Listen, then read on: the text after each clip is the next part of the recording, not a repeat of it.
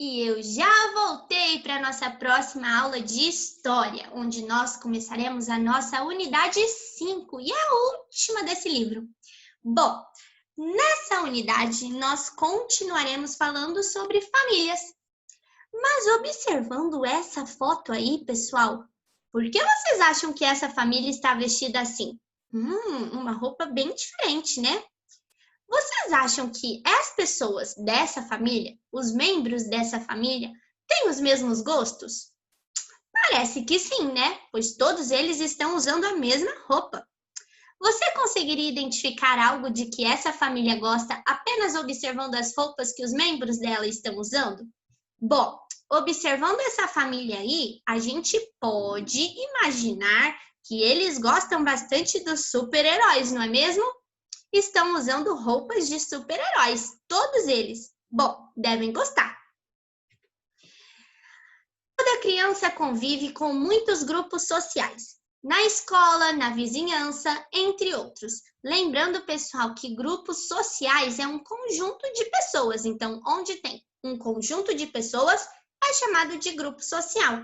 E toda criança convive em muitos. Na escola, nós temos um grupo social, na vizinhança, nós temos um grupo social, a família é um grupo social. Se você faz aula de natação, você convive com o seu grupo social da aula de natação. Então, tudo isso faz parte da sua vida e são seus grupos sociais.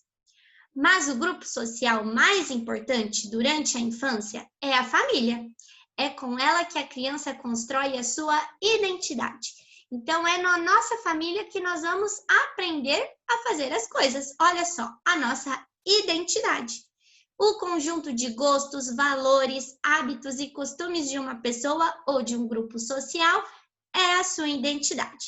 Então, por exemplo, a sua família é que vai te ensinar a gostar de legumes, a sua família é quem vai te ensinar os hábitos de higiene. Isso é a sua identidade, o que você aprende com o seu grupo social mais importante, que é a família.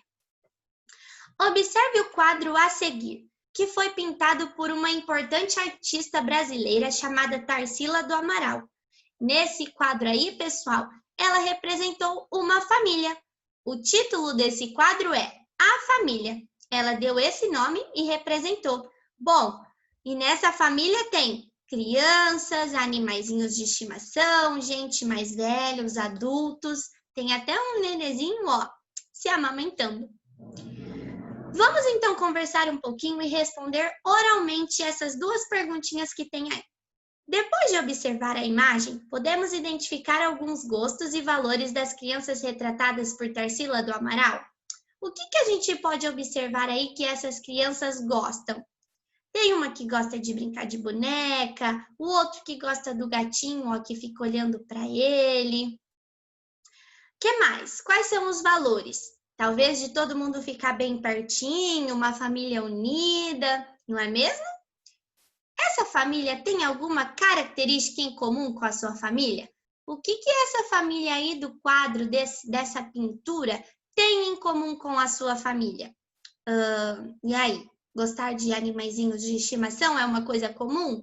Ou tirar foto todo mundo junto é uma coisa comum que a sua família também faz? Me conta!